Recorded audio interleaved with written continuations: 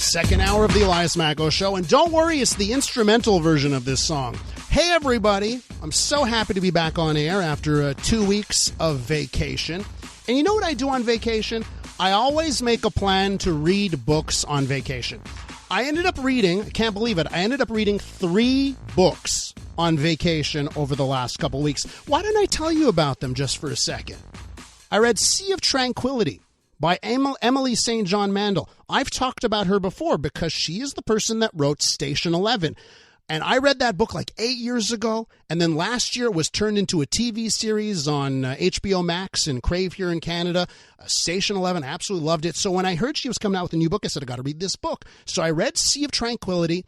It involves time travel, a lot of Canadiana as well. It was a fantastic book. That was the fiction book that I read. Then I read a nonfiction book, Apocalypse Never, Why Environmental Alarmism Hurts Us All, by Michael Schellenberger. Really enjoyed this book. It goes through the history of some of the things we keep hearing, that the world is going to end in 10 years and we need to do this and cutting emissions. And this is a guy that's an environmentalist that has the chops, and he goes through and he dissects all of these arguments and he says, hey, let's stop being alarmist because actually we're not doing that bad. It was a terrific book. And then on Sunday, yesterday, I wake up in the morning and say, oh, geez, you know, Elias, I'm going back to work, I say to myself. So let me open up my schedule, see what's happening on the show tomorrow. So I open up the schedule for today's show, and I see that at 10:05, we've got Tasha Kheriddin coming on the show, and she's releasing a book tomorrow. And I say to myself, I got the book from the publicity team, but I hadn't read the book yet. I said, oh, she's on the show tomorrow, I haven't read the book.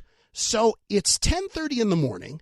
And I say to myself, I better read this book. So what do? I put the book on my e-reader and I start to read The Right Path, How Conservatives Can Unite, Inspire, and Take Canada Forward. I tell you what, I finished the book yesterday. I read it in one day because it was that good of a read. And it's my pleasure to welcome Tasha Kheriddin back to the program. Hi, Tasha.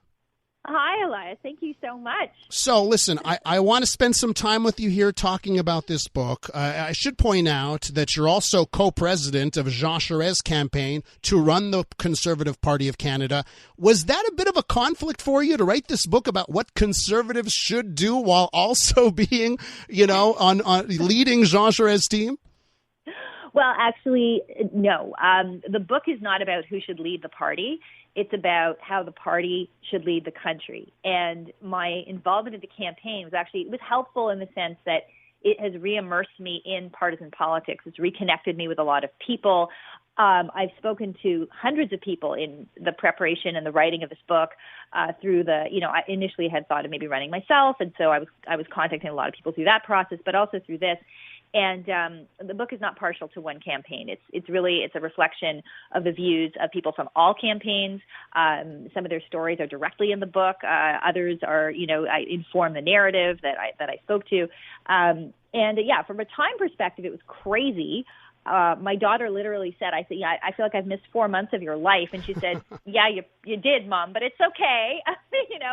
So that's been a little nutty, but I'm glad it's out because I hope it does help people make a decision in this race. Like I said, not about who necessarily, but what the party should be going forward. So can I ask you, when you started writing the book, when you started to think about writing this book, was this maybe designed to be, your missive because you were going to run for the leadership of the Conservatives and you wanted to run for Prime Minister one day and you said, I need this book to be behind me? Well, I wrote the book because I do care very deeply about the party and Canadian democracy in general. But I had started writing it after the last election in 2021, when the Conservatives lost for the third time. That's really where the book sort of started. I started exploring writing the book. I wrote a piece for the Post. It was published. I started working on getting a book deal because usually you do that before you spend the, how many months that it takes to write a book. So it's going to come out. So I started doing that work then. And then when the convoy came to Ottawa and Aaron O'Toole lost his job, everything kind of accelerated. The whole timeline got blown out. The book was supposed to originally come out in November. My publisher said, we really should get it out earlier. I said, yeah. So that's how that happened. So really it was, a confluence of circumstances that produced the book at this time. Well, I was so impressed, Tasha, because as I'm reading the book, it was so up to the date. I was like, geez, did she finish it yesterday? Because it was so up to date, with with all of the information and everything that's been happening in conservative land. So let's start to talk about this book and some of the things that really piqued my curiosity and interest. One of the things you talk about is the division on class lines and if it can be repaired by compromise. And for me, it's, that's where I say, I don't know if compromise is possible anymore inside the Conservative Party. Let's talk about that. Is there room for a big tent that includes a lot of compromise? I think there is room for a big tent. And what I found in writing the book is that, there are many legitimate concerns that people have who are looking to populism to fix them, right? They're worried about their jobs. They feel that, some people were protesting the vaccine mandates. Other people were just feeling like, I lost my business, or my kid's been out of school for a super long time and it affected our family. And they're angry at the government. So when that happens, when people feel that those factors are affecting their lives, they feel that they're sort of blocked. They've done all the right things, get a job, get the degree, save money, and you still can't get ahead because of circumstances beyond your control. That's where populism can take root. And the book is, what I do in The Right Path is say, look, these are legitimate concerns, but as a party, we can't go down the path of populism, because the path of populism, we've seen it in the United States, we've seen it around the world, we've seen it throughout history, can lead to some very dark places. And those are to be avoided, not just for the party, but for society in general. But you can address those populist concerns through conservative policies. And that's what I say we need to do, is not fall into the trap of populism and Trump light and all that stuff. No, look to conservatism to deal with those issues. What do people really want? And I say it's not freedom. It's not like they want all this freedom. They want opportunity. They want opportunity to have a better life for their kids. They want opportunity to buy that house. They want opportunity to move forward with their dreams, and equality of opportunities where the Conservative Party should be at. It's a very conservative concept. It is not what Trudeau at all has done. And, that article in the Post today is pretty clear about that. So that's really the focus. So yes, I think if you were to campaign and move forward on the concept of opportunity, you could bridge the divides, address people's issues, but not fall into the nasty rhetoric that we're seeing about elites and all that kind of stuff. One of my favorite parts of the book is how you bring up the fact that word freedom now has become poisoned. And the word to go with, if you actually want to move forward, is that word opportunity. Continuing our discussion with Tasha Kheriddin, the new book. It comes out tomorrow, Tasha, right? That's the official launch day? Yes, tomorrow it will start shipping out to everyone who's ordered it. We're doing an official launch in Calgary on the 7th. I'm taking my daughter to Stampede, so we're going to combine book launch events. We've got a couple there, a bookstore and the Petroleum Club, and then we're heading to Vancouver and Kelowna. We're doing events there. So, yes. This is the week of the book. Well, it's what I spent my Sunday. I spent my Sunday reading the book, The Right Path, How Conservatives Can Unite, Inspire, and Take Canada Forward. So, Tasha, as I mentioned right before the break here, the word populism, boy, does it ever come up in your book. And it seems like it's intrinsically linked to one guy, Pierre Poilievre, and you warn your party about going down that path. But as I look at it, it seems like Pierre Poilievre is being very successful going down that path. What's your take here? Well, yes, this is the thing that, he's got 314,000 members sold, a membership sold, that was the campaign claim. Then, we know that there are over 675,000 memberships in the party right now. So clearly the party has grown with regard to Mr. Poilievre recruiting people on the slogan of freedom and very populist concepts. It's grown from other candidates too, however. And I think this is the issue that we have to look at, is where is the growth in the country for the party? The growth in the part for the country right now is in the center right. There's a much larger voter pool of people who are like blue liberals, red Tories, centrist conservatives than there is on the further right of the spectrum, or the populist side, which is the PPC. And what I found in my research is very interesting, that when you look at the groups of people who are predisposed to vote for you, younger people do respond positively, many of them, to what Pierre Poilievre is saying. I mean, he has fans in all age groups, but younger people, it skews more to the kind of freedom concept and things that he's selling. He also reaches a lot of them on things like Six Buzz Toronto and, channels that are not mainstream news. So there is an appeal there. But what I say is, when you crunch the numbers, there's not enough of a voter base demographically in those cohorts to get us to power. Because here's the thing, the Conservatives need to win in the GTA, they need to win in urban centers, Montreal, Toronto, Vancouver. They need to win with new Canadians, and they need to win also, yes, with young people. Like, when I look at those groups, though, the two first groups that I mentioned are the bulk of the voter membership that we lost under Stephen Harper at the end when the barbaric practices tip line came out that affected the new Canadian vote, and urban voters we've been losing since the 1960s. So all this together means if you want to continue as a party and you want to get enough seats, not just votes, but seats to form the next government, you've got to grow in those markets. And his message does not resonate as much in those markets. I mean, populism itself, he's not the only populist candidate in this race. Leslie Lewis has put forward some populist stuff, Roman Baber, and some of the stuff that's in there is conspiracy theories and things like that, too, that turn people off. So what I say is, look, you can deal with the issues of populism, but not through the populist rhetoric. That's the thing that I think needs to go if the party is going to form government next time around. Why can't he just run on populism, win the leadership of the Conservatives, and then pivot right back to the center? Well, okay, what 2 words? Aaron O'Toole, he was a blue conservative. He didn't run as a populist, but he ran as a true blue, and he pivoted, and he got kicked out. I think authenticity, trust is the biggest factor for any politician right now. And if you look at why the Conservatives won the last 3 elections, it's because they broke trust every single time. Stephen Harper broke trust with the New Canadians because of the barbaric practices tip line. Andrew Scheer broke trust because he wasn't clear on abortion. People were concerned he had a hidden agenda. There was a whole bunch of stuff there around those types of issues, social conservatism with him. And the third, Aaron O'Toole broke trust with the people in the party who thought he was a true blue when he moved more to the center. So, you have to run on the same thing that you're going to run on as a leader. You can't just run for the leadership and then change.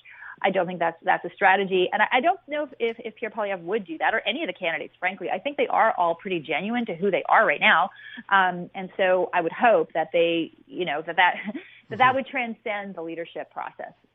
We're with Tasha Kheriddin, coming out with a new book. It's out tomorrow, The Right Path, How Conservatives Can Unite, Inspire, and Take Canada Forward. And now, Tasha, we get to the more contentious portion of the interview. Let me posit something out here, because you know what? As I read the book and I saw you kept referencing, and you referenced a new group, and this group was so important to you, you gave it all caps on the 3 words in the group. Common Sense Canadian. You kept referencing this group, and it was capital C, capital S, capital C for Canadian, of course, Common Sense Canadian. And I'm reading this book. I'm reading your book yesterday, and I said, you are laying the groundwork for a new party. You are laying the groundwork for let's take all of the liberals that think Justin Trudeau has gone too left. Let's take all of the conservatives that hate the extreme right and populism, and let's bring them together. Is this the ulterior motive of your book? No, it's not. And I think, with all respect, Elias, you misinterpret what the Common Sense Canadian pool is, because my fear is the party will split. Exactly that. I identify 3 groups of voters right now: convoy conservatives, club conservatives, and Common Sense Canadians. They're not all within the Conservative Party. The Common Sense Canadians are the accessible, middle-class, mostly, voters of the 3 groups: the New Canadians, urban, suburban, and young people that parties need to get in this country to win. That is the gold standard. That is the groups. You get those folks. And yes, some of them are blue liberals, some of them are red Tories, but the party can get them with the right message, is what I say. The problem is you've got this polarity between the convoy conservatives, who are demonizing the club conservatives, the elites, within their own party. This is the big problem with populism. You're not just attacking people outside and Justin Trudeau and others. No. They're attacking people in their own party, and they're causing that division. So if you're a Common Sense Canadian, you look at this and go, why would I join a party that's divided between itself? Like, that doesn't really appeal, right? So no, I don't want there to be a new party. I do fear that, and I have heard this from people, that there are people who have said, I would do that. I would start something else. I would do something else, or join something else. Not start, but join. There is a sentiment, a rumbling, and a fear out there. Marjorie Le Breton, I think, has articulated it too. So I'm not the only one who's worried about this. It's not my preferred option, though, and I say that in conclusion quite clearly. And I know you don't want a new party. I know that. You want your boy, Jean Charest. Your boy wins the leadership race, and now you've got the Conservative Party of Canada led by Jean Charest. Oh, boy, there's your new party right there. It's the same party, but it's a new party. What I'm saying is if Pierre Poilievre wins, then what do you do? And that's why I said ulterior motive here. If Pierre Poilievre wins, boy, it certainly seems, because you do such a great job. One of the reasons why I love the book so much is, you bring in historical context and previous instances in the history of liberals and conservatives and the back and forth and new parties that came out through instances, during in Canada's history here where there was new parties that were created. So you bring that up and I say, oh boy, what happens if Poilievre wins? What happens if Poilievre wins, Tasha? Well, I think it depends what happens after. I don't, at this point, very clear. Jean Charest is, as you said, my candidate, person I'm supporting in this race, the person I think would be the best leader. And we have a very clear path to victory in our campaign. We're really confident that he's going to win. We will win. So, that is obviously, taking the book aside, my personal preferred option. If Mr. Poilievre were to win, if that were to happen, I think that the key would be is how things would be managed going forward. Because, like I said, I think populism, the way it's being packaged now, is going to turn off too many voters for the party to get those common sense Canadians and win. I think the other danger is also within the party itself. This has been a very nasty race. You've got to be able to reach out and build bridges with people. And, there's already candidates like Patrick Brown saying, I'm not going to run. Would Pierre Poilievre build bridges with other people in the party? Would he reach out? Would he make that space, or would he say, no, I'm not going to work with you. I'm going to form my own circle. I don't know. I mean, that is every leader's responsibility if they win to really make sure that you keep the tent together. So honestly, Elias, the answer is I don't know. I do know that there's a great concern about the populism that he represents, not him personally necessarily, but the populism. So that is what I address in the book. And so if this book is taken forward by whoever becomes leader, and yes, like you said, I hope it's Jean. I'm working for that myself. I think that the book will stand to inform what the party should do. And that was the goal in writing the book, really, was a message to the party to say, hey, get it together or you're going to disappear, as a force in Canadian politics. Last question here. I got about a minute left, and I want to talk about Quebec, because you talk about Quebec quite a bit. You speak to Éric Duhem, leader of the Conservative Party of Quebec. And I got to ask you this. Éric Duhem, he's going to keep Bill 21. François Legault has been so successful because of policies like Bill 21, and you talk about social conservatism, and if you want to get rid of people looking at the Conservatives and saying they're going to get rid of our abortion rights, they're going to get rid of gay rights and gay marriage and other things, if you want to nip that in the bud, there is a pathway, and you learn, to me, it's easy to learn from François Legault and Éric Duhem, secularism, but you don't go that path. Tell me about Quebec and what we need to do. Yeah, I mean, look, I think in Quebec, you've got an additional layer of challenge, which is the Canadian layer, too, which is dealing with the bicultural, bilingual nature of Canada in the sense Quebec is the francophone space of Canada, the francophone founding people, distinct culture, distinct language, and distinct society. I mean, that is, and that preservation piece has always affected politics. It's affected development of conservative politics, too, nationally, because we've always been so focused on national unity. We haven't really, delved into a lot of the deep conservative waters like other places did in the world. So I think, though, for Quebec, I do say on abortion, in particular, I say slam the door, lock the door, and throw away the key. The party cannot go forward and say we're going to reopen the abortion discussion. It is not an option, not just in Quebec, but particularly, I would say, in Quebec, in talking to Tories there. It's like, no. So the party has to do what Stephen Harper did, which was like, no, it's closed, it's done. Other social conservative issues, we can find some space for that. But I do think Bill 21 is problematic simply because the Conservative Party also does respect the right to religion. It's a very basic concept, but not just Christian religion, all religions. The Conservative Party is actually was founded by Edmund Burke, who was very much in favor of respect for different faiths. But faith is a piece of community life. So to be completely secular as a state, well, yes, the government should be secular, but people in their private lives, and even if their work lives, their expression, to limit their ability to have opportunity, because of what they wear or what they believe. It flies in the face of conservative principles. So it's very hard to square that circle. Tasha, we have to leave it there, but it will make it very difficult in a province of Quebec, 76% atheist agnostic. The Bill 21 is very popular. You're going to make your life difficult in Quebec with some of these positions. Tasha, you're great. To be seen. Everybody, go check out the book, The Right Path, How Conservatives Can Unite, Inspire, and Take Canada Forward.